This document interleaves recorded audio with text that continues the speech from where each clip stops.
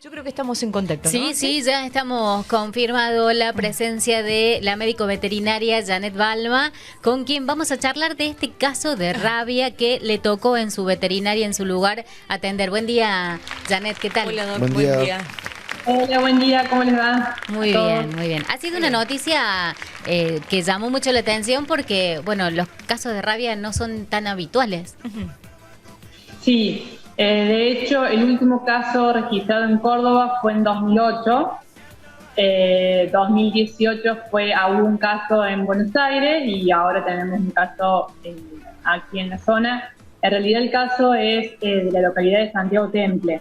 La gatita pertenecía a esa localidad y bueno, acá se llegó el diagnóstico. Bien. ¿Cómo fue el que este animal, que los dueños del animal trajeran el gatito, en este caso, a la veterinaria? ¿Sabías que podía ser según los indicios que te contaba la familia? ¿Cómo se hace la recepción? ¿Cuáles son los cuidados que se tienen ante esta situación? Sí, en realidad el tema, yo particularmente el tema de la rabia es algo que tengo siempre en cuenta. Es más, que mi política es siempre rabia hasta que se demuestre lo contrario Ajá. por la gravedad de la enfermedad. La gatita llegó por cambios de conducta repentinos de un día para el otro. Los dueños atinadamente les llamó la atención y no dejaron estar y no esperaron que pasara más tiempo. Llegó a la veterinaria, la observación de la gatita fue evolucionando hasta los síntomas de rabia, que son signos neurológicos, hasta que la gatita muere y se manda la antirrábica para el diagnóstico correcto y ahí nos confirmaron. Doc, no sé si te perdimos o estás por ahí. A ver.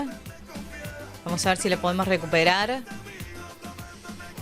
Bueno, en principio nos decía la Doc, Sí. y ya también había trascendido en las horas de ayer, esto de que el animalito venía de la vecina localidad de Santiago Temple. Más allá de eso, también llamaba la atención, y tal cual ella lo ha confirmado, desde el 2008 un caso en Córdoba, 2018 me parece que dijo, en Buenos Aires, y ahora que nos tiene como protagonistas, ¿no? Sí, sí, tal cual. Y bueno, como decía ella, no es tan habitual la enfermedad, pero lo que tiene de riesgoso esta enfermedad es que puede transmitirse al ser humano. Ajá, sí. Eso es lo peligroso y lo que hay que tener y atender de forma inmediata y no ponerse en riesgo los dueños o las personas que estén cerquita del animal, porque después requiere un tratamiento muy especial poder tratarse en Claro. seres humanos. Claro. Pero vamos a esperar a ver si podemos volver a tener el contacto, así Sí. ahondamos un poco más en esta situación.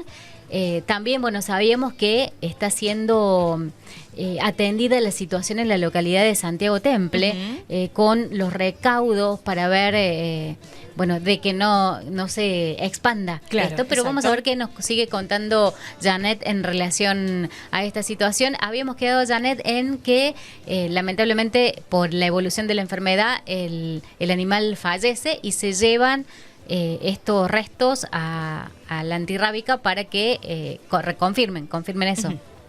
Confirmen el caso, sí, porque previamente no se puede hacer ningún diagnóstico. El diagnóstico se hace sobre el cadáver del animal.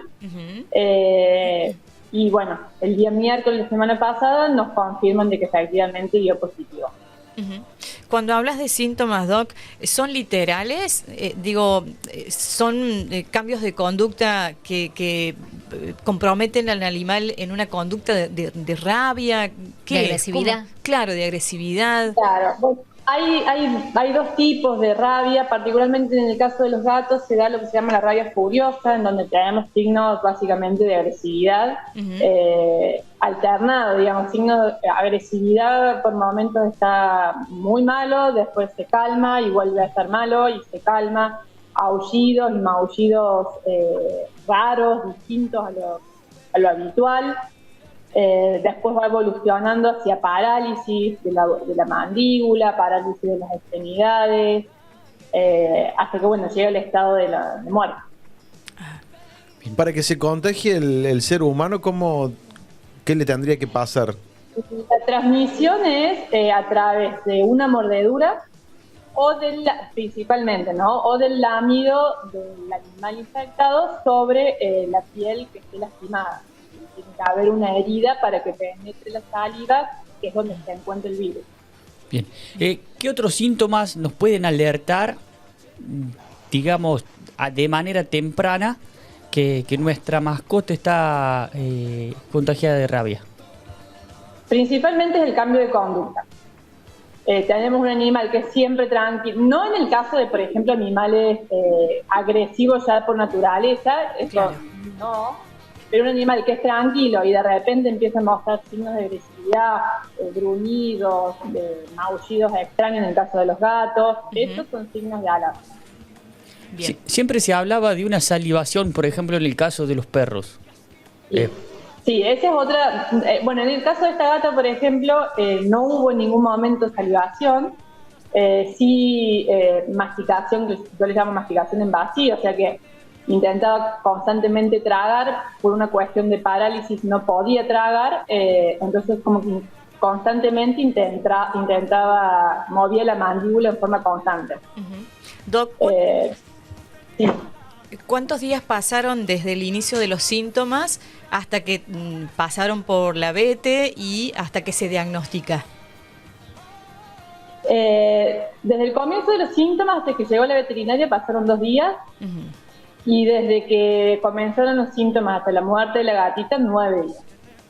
¿Y en ese transcurso de los 9 días se le da algo o simplemente evoluciona la enfermedad y padece el gato y sufre?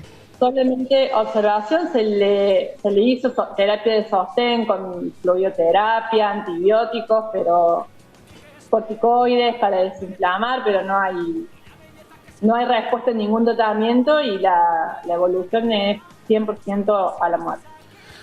Doctora, ¿cómo o por qué se da el contagio de la gata y qué se hace con los animales del resto o cómo se sigue trabajando ahí en la zona ahora con esto que se dio? Bueno, hay varios protocolos ahí de contagio. Aparentemente esta gatita fue a través de un murciélago infectado con rabia, el cual tiene contacto o con el cerebro del murciélago, o con la saliva del murciélago a través de la picadura. En Santiago Temple hace más o menos 3-4 años una colega hizo un diagnóstico también positivo en un murciélago, es decir que ya había antecedentes de rabia en la zona, por eso un 90% de probabilidades que haya sido por contagio por un murciélago, más en el gato, que son predadores por naturaleza. Entonces, bueno, el diagnóstico presuntivo de cómo contrajo la rabia la gatita seguramente sea por murciélago. Ahora la antirrábica está ya en proceso de vacunar a la población animal de la zona. Y bueno, principalmente lo que hay que hacer es controlar el foco, que son los murciélagos. ¿Cuáles son los animales sensibles a generar esta enfermedad? Todos los animales, perros, gatos, hurones, ratas, todo animal que pueda estar en contacto con el murciélago puede contraer la enfermedad. En el caso de perros y gatos son los más importantes por una cuestión de domesticación que están con las personas y hay el riesgo de que se pase a las personas. Bien, doctora, si bien hemos tenido pocos casos detectados a través de los años, como usted nos mencionaba, eran pocos los antecedentes, pero ¿qué tasa tenemos de contagio? La verdad que está muy poco documentado. Los casos que yo te digo son los que han salido a público, digamos. No tengo un porcentaje. Pero bueno, evidentemente la enfermedad está y no hay que confiarse en cuanto a cuando un animal, sobre todo callejero, te muerde, y sobre todo el tema de la vacunación, que la vacunación en realidad a perros y gatos es la única forma de prevenir la enfermedad.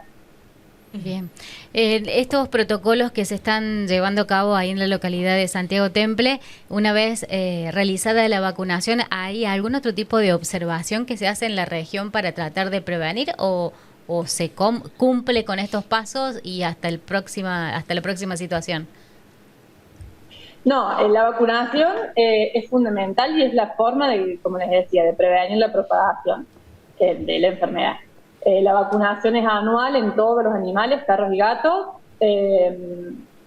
Es anual y bueno, obviamente controlar el foco de murciélagos, que sería lo fundamental para que no seguir teniendo problemas ahí Claro. en el lugar. Los murciélagos tienen que estar enfermos, ¿no? Exactamente. El murciélago que anda de noche normal, ese no hay peligro. El tema es el murciélago que anda de día o de noche, abajo de las luces, situaciones donde uno no tiene que ver murciélagos. Ese murciélago es altamente sospechoso de paz. Ah, bien. Bien, bien. Así que esos murciélagos, evitar el contacto, llamar a la municipalidad o a un veterinario profesional para hacer la recolección y enviarlo a visitar. Bien. Doc, ¿es para preocuparnos, para estar en alerta? ¿Cuál sería el mensaje desde tu área? Es para estar en alerta. Con la prevención, que es la vacunación, nos quedamos tranquilos. Se puede evitar al 100% la propagación, pero bueno, es un signo de alarma, es un signo de preocupación, sí, porque bueno, es una enfermedad, como les decía, potencialmente mortal en perros, gatos y en personas. A las personas mordidas también es altamente riesgoso, entonces bueno, no es algo para pasarlo por alto. En el caso de los animales vacunados, si son mordidos por otro animal enfermo, ¿hay algún síntoma o la vacuna directamente impide que se desarrollen los síntomas? La vacuna previene, la vacuna garantiza en cierta medida el no contagio. De todas maneras, estos animales se mantiene un periodo de cuarentena como para chequear de que efectivamente la vacuna haya hecho efecto y que no contraiga la enfermedad. Bien. Doc, En cuarentena principalmente para evitar que muerda otro animal en caso de que no haya funcionado la vacuna, que muerda una persona. Doctora, ¿el murciélago también puede atacar al humano? Es raro, hay ciertos murciélagos, hay varias clases de murciélagos, varias clases de virus. Hay uno particularmente que se alimenta de sangre, puede llegar a picar, pero no es lo habitual, no. Bien. ¿Qué pasa, Doc? Porque ahora los animalitos, los domésticos, perros, gatos, tienen su carnecito de vacunación. ¿Qué pasa si perdí el mío? No sé si este año mi perra se vacunó o no. ¿Cómo se haría en esos casos? La vacunación tiene un certificado. Uno cuando vacuna para la antirrábica da un certificado emitido por el Colegio de Veterinarios, que eso queda, una parte de ese certificado va al dueño y la otra parte queda al profesional. Entonces el profesional tiene también un registro y tiene como chequear que esa vacuna ha sido colocada y la fecha. Bien. Bueno, doctora, ha sido clarísima. En cualquier novedad estaremos molestándote una vez más. Muchas gracias. Bueno, que tengan un buen día. Muchas Gracias. gracias. Doc. Gracias.